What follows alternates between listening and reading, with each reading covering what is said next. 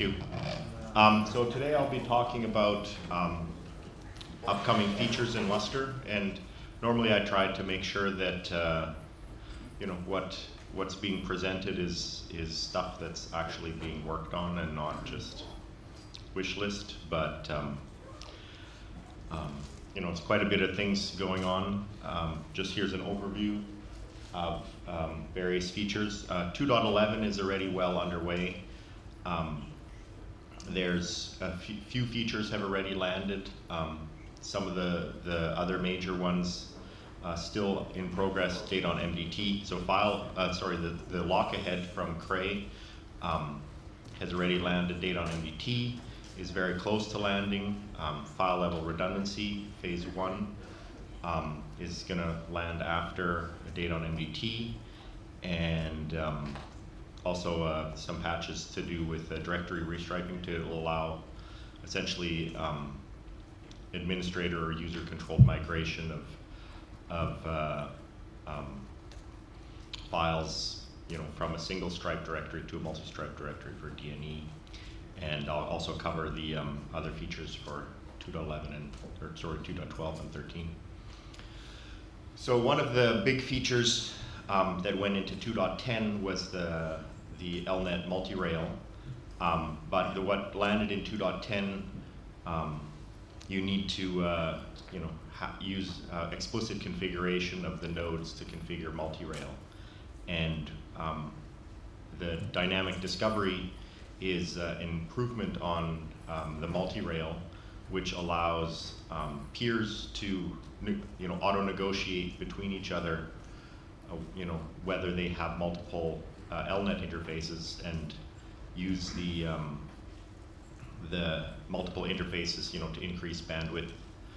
And it's a relatively simple extension to the LNet connection protocol, and they just report to each other which LNet networks that they're on and interfaces, and if they share multiple interfaces, so both clients have interfaces on IB0 and IB1, then they'll use both of those interfaces. And it's still, of course, possible to use explicit configuration, and the explicit configuration will override the dynamic discovery. But for many sites, this will give people useful improvement in performance with very little effort. And in addition to that, there's some work being done, or at least started to be worked on, which is LNet network help. And that allows multiple network interfaces to become more robust and having LNet level resends in a more intelligent manner than just waiting for Lustre to time out RPCs and resend them. So the next, one of the major features for 2.11 is date on MDT. And I mean, there's whole presentations on this, so I won't go into too much depth. But the main goal is to improve small file performance. This, unfortunately, it doesn't improve small I/O performance in a large file. But as other people have reported, in many cases, 90% of the files in the file system might be, under a megabyte, right? And so if you can get those files, store them on the MDT, because they have, RAID 1 versus RAID 5. It has, flash versus spinning disk, and you can access it with many fewer RPCs. You get size on MDT for free. And the goal, once date on MDT is totally finished, is to be able to do single RPC, open, get all the attributes, get all the data in one reply, without any more round trips. And another possible optimization after the initial feature is landed is being able to prefetch data. If you do like let's say a grep -r or some kind of workload where you're accessing a lot of files and fetching the data, that you can prefetch file data from the MDT while you're doing like stat ahead, but it would be cross-file read ahead, because in small files you don't get the normal read ahead within the extents of the file. And so having data prefetch across multiple files in the same directory will give you reduced access times to many small files. And originally, before we had started working on progressive file layout, there's going to be some complication about how do we handle, migrating a file from being, only on the MDT to, also having data on the OSTs.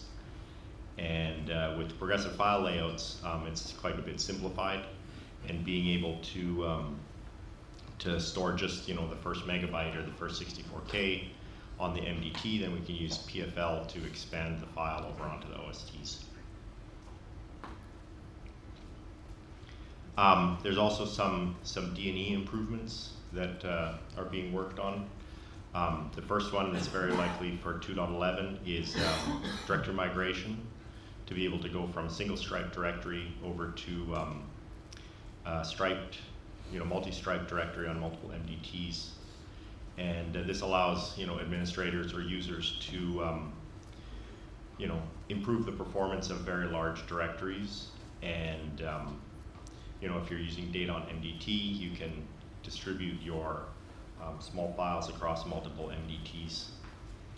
And then the next logical extension of that is to be able to do this while, the directory itself is being created.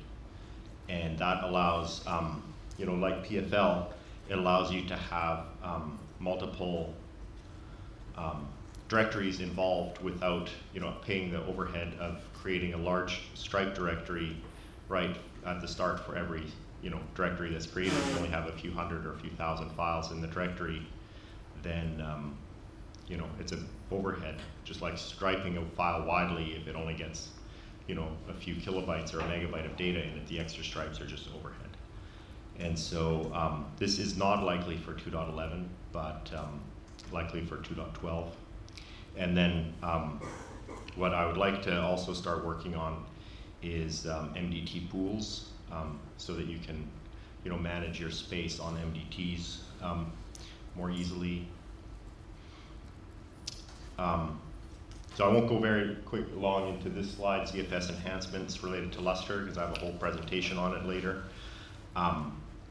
But the goal here is that, to take advantage of the many different improvements that are being done in ZFS. And so Lustre 2.10.1 and 2.11 have been updated to use ZFS 0.7.1, which has quite a few good performance improvements and functionality. And Adam will be presenting later on, showing how significant the performance improvements there are. And work is already underway for ZFS 0.8 with a bunch of other significant new features. There's also, as always, a lot of other, somewhat smaller but also important, patches landing. And this is just a sampling of what's going in. But so Cray, Patrick Farrell has worked, quite a long time on the lock ahead, which is allowing applications like MPI libraries to prefetch DLM locks from the servers, and to avoid lock contention if the application is doing well-formed, non-overlapping I/O. And this allows single file per process performance to essentially match shared file performance to match file per process. And so this is a good improvement. Unfortunately, it doesn't work automatically yet. I mean, potentially in the future, we might be able to automatically start doing lock prefetching, the same way we do strided read ahead or something like that. But as it is, this is still a good improvement. And if we get this into the Lustre ADIO driver, then many applications will be able to take advantage of it automatically. The DDN is also doing a bunch of different changes to the token bucket filter in 2.11 and in 2.10 and 2.11, I guess. There's a patch for adding UID support and GID support for token bucket filter, so that you can throttle performance on a per user basis. In addition to the existing policies for throttling performance based on job ID or node, the client nodes that are accessing it. And the other one is adding essentially real-time priorities for certain token bucket filter rules, because if you over-specify what the allocated bandwidth is for all of the different rules, then some of them will have to drop in priority, and so that you can specify which which rules are more important to maintain the specified throughput. Another interesting feature from DDN is audit for client access, user access with change logs. And the changelog format was, I think in 2.9, it was improved so that you can have extensible format in the changelog to add new fields without, essentially breaking the protocol. And so in 2.11, there's a patch for adding the UID and the GID and the NID for every changelog entry. And that allows tracing of which client nodes have accessed the file, and so then you can use that for access control auditing after the fact. And it could optionally, so it optionally will log all the opens. It's optimized so that it only logs one open per job, right? So that you don't get thousands and thousands of opens, right? Because a job is really only associated with one user. But you can also log access failures, so that you can see if users are trying to access files that they're not allowed to access. And the node map functionality that was added in 2.9 as well, along with UID mapping, it has enhancements to allow configuration of the audit control on a per client basis, and specifying default file layouts on a per file basis, so that on a per client basis, so that if you want one set of clients in a, let's say, a hosting environment to have a certain layout that puts files on one set of OSTs, a different set of clients to have a different file layout to put the files on a different set of OSTs, you can specify that at the node map level, so that it's controlled separately instead of just on a per directory basis. Oak Ridge is doing quite a bit of work. James Simmons is doing quite a bit of work on the Upstream kernel client, and he's doing work both in updating what's in the Upstream client, to keep up to date relatively with the out of tree features. So it's up to about Lustre 2.8 in terms of features, and some fixes from Lustre 2.9 going into the 4.14 kernel.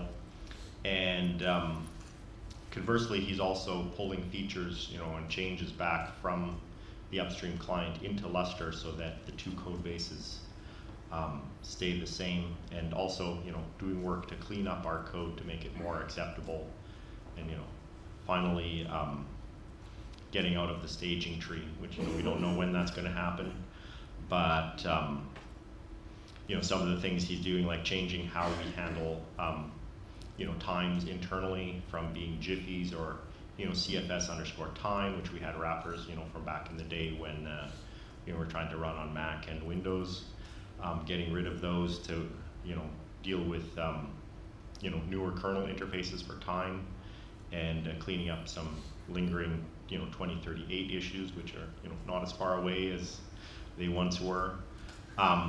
Making user interface headers more matching the kernel style, and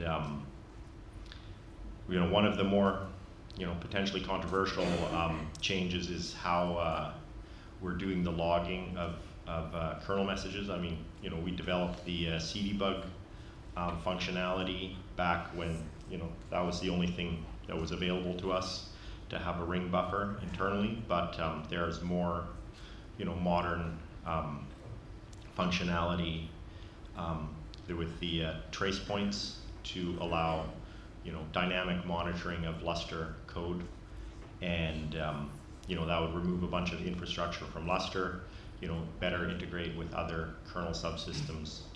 But it means that people who are debugging how Lustre works, supporting it, will have to use different mechanisms, and so we need to make sure that that's working properly.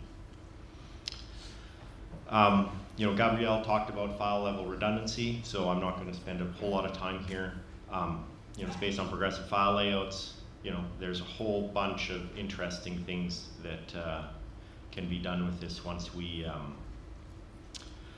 start, having the basic functionality there, and where we go and which functionality gets implemented first has a lot, of dependency on what people are interested in doing with it, and so we welcome your feedback and obviously contributions. Lots of different possibilities here. Performance improvement, robustness improvements. WAN, LAN, flash versus disk. Partial file restore, file versioning is an interesting one. It's not potentially that hard to do. Lots of possibilities here. Another project that University of Hamburg is working on is the client-side data compression. And what this graph shows, quite interesting, is I get a laser pointer on here.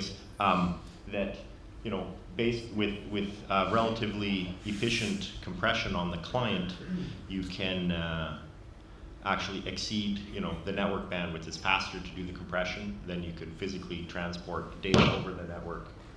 And there's two modes that it can run in. One is just doing the compression over the network. There's additional work being done to integrate with the ZFS data compression on disk, so that essentially the client will pre-compress the data. It gets saved, on disk, and then you can, save your space as well. It's useful for SSDs and things like that that are space constrained and not significantly affected by having, odd-sized blocks written to disk. And these graphs were produced using just not even a prototype. It's just a proof of concept to do the compression inside IOR in user space rather than inside Lustre. But it shows that doing the compression on the client is valid, and they have patches underway, and they said they'd be submitting them to the Garrett once they have it's stable enough that it's not dying and stuff like that. But it's well underway.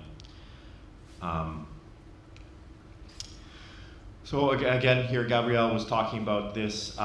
This is, I think, an area that we'll focus on at Intel. Going forward with 2.12 and 13 is continuing on the FLR project, and trying to work with partners to integrate this with the tool set, and really turning what is in phase one, the FLR functionality is really just a toolbox at this point. It's a technology, but it's not a solution, if you want to call it that, right? And so to get a real solution around tiering, Corey talked about this as well, and lots of interesting suggestions, and I hope that this moves forward. Just a graph showing the possibilities. You can have multiple disk tiers based on we could have newer policies for filling up OSTs and then powering them down, right? Rather than trying to distribute across multiple OSTs and using low-cost SMR disks. ext4 has a patch in flight for optimized SMR allocation, so that you can get efficient I/O using SMR. ZFS is also relatively good if you have a, empty and you're writing it contiguously. You can do things like that, and multiple tiers based on connectivity directly in the cluster versus external, even if IV versus or Ethernet versus internal high-speed fabrics. More work on client efficiency. So there are a couple of patches that are already underway for reducing small writes into large files as opposed to a data on MDT, to reduce the overhead both in the I/O stack on the client as well as the network overhead. So this is, Cray is working on that. It's actually based on a patch, and I should have acknowledged this. It's based on a patch that Seagate had submitted a couple of years ago, and at the time we were testing that, it didn't show any significant performance improvements, and so I'm not sure if now it depends on the faster networks or faster storage, but we're seeing improvements in the client stack to reduce overhead there. But we're getting some better performance for small I/Os over the network. As well, one of the complaints that we've had as systems scale up larger is that there's a fair amount of overhead for having clients connected to large numbers of OSTs, and the load that it puts on the client itself, for having lots of threads and lots of caches and things like that. So trying to reduce the overhead for clients in large systems, reducing memory on a per OSC basis, removing network pings. One of the interesting patches in flight allows clients to just totally disconnect from the server dynamically, and if there's it's idle, it's dropped all its locks, it's sitting there doing nothing, it can drop its connection, and then it will just reconnect automatically when that OST becomes active again. And that also helps not only reducing memory on the client and the server, but if you go into recovery, now you might have 10% of your clients connected versus 100%, right? Because that was the ones that were active in the last time you did a checkpoint, right? And so for the last hour, during your computation phase, those clients have disconnected, the server crashes, it's going to recover faster. Another one is aggregating StatFS, so that the clients fetch the stat information from the MDS, because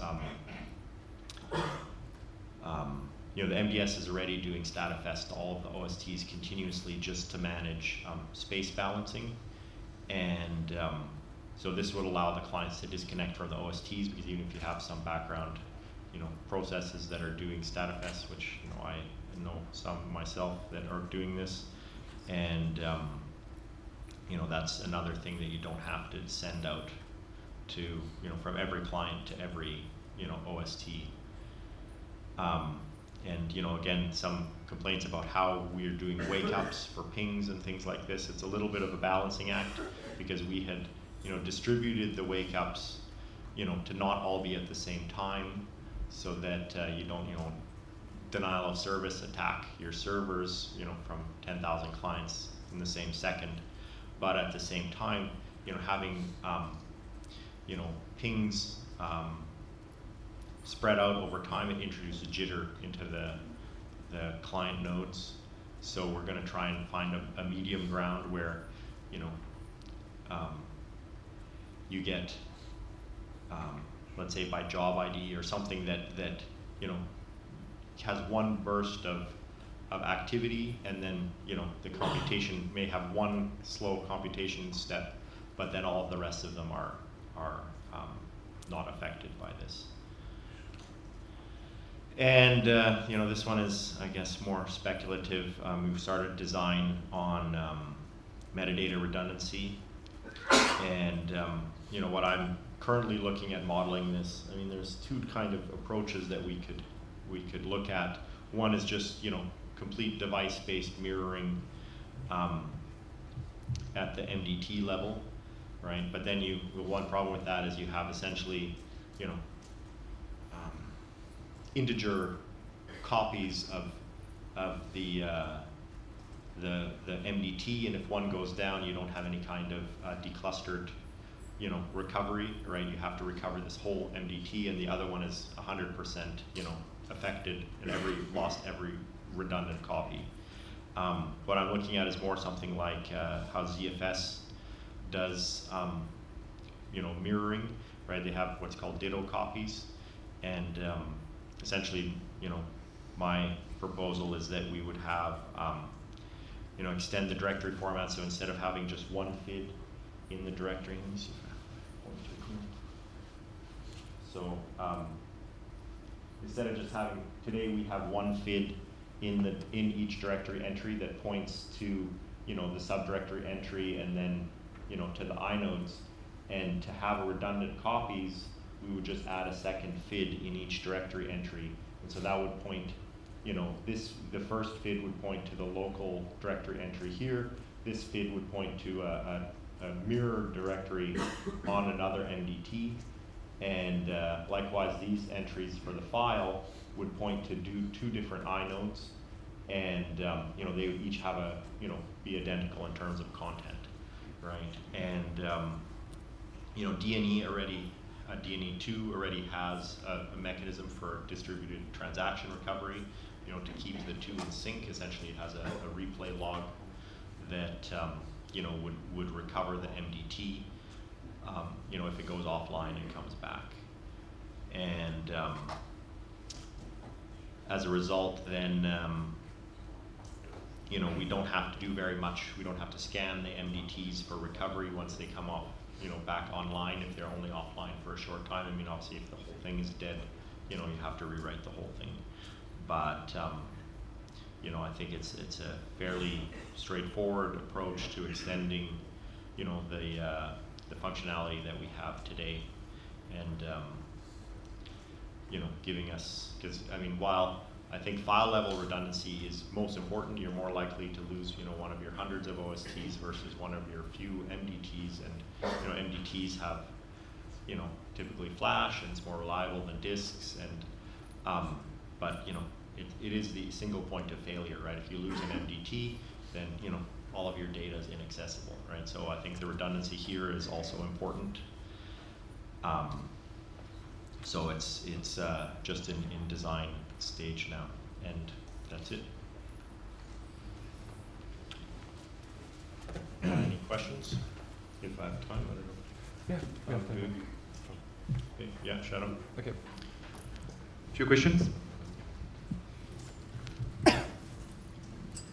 Andreas, did Yeah. you have some research for your feature when you disconnect an idle clients?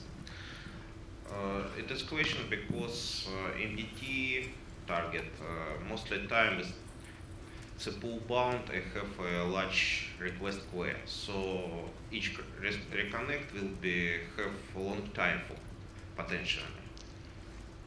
It's true, right? I mean, you know, we haven't decided on what the policy is for how long, you know, how long does it have to be idle before you reconnect, and you know, whether we only do it for OSTs versus MDTs. I think, you know, typically I think that clients will do, you know, they always have to do operations to the MDT, so it may be that you can't disconnect from the MDT very efficiently.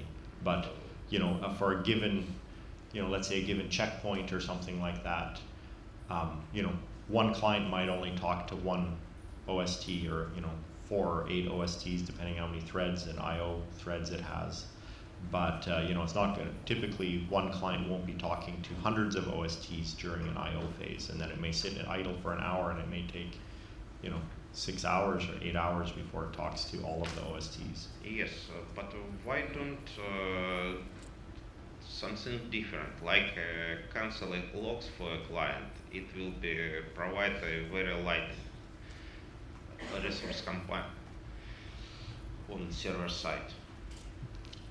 Yeah, I mean, you know, canceling. So you will be lack of reconnect, but you have lost all logs and don't consume any resources on service. Yeah, no, and that's. I mean, we have reduced the lock interval in newer versions. Like it used to be, I don't know, 10 hours or something like that. It's down to 1 hour, which still might not be enough. You know, I think that actually one of the issues is the dynamic LRU sizing isn't working as well as it should be, and you know, it's something that, you know, we've wanted to look at for a while. You know, would welcome input on you know, managing lock value blocks and not LVBs, the LRU resize. You know, because I think that that's not doing a good enough job in terms of canceling locks. Right. Morning. It seems that there's a lot of talks about bringing the data closer and closer to the client, and that also introduced a lot of contentions to the metadata service. Like yesterday, Gabriel mentioned the MDT object inventory, and yep. now we got data on MDS.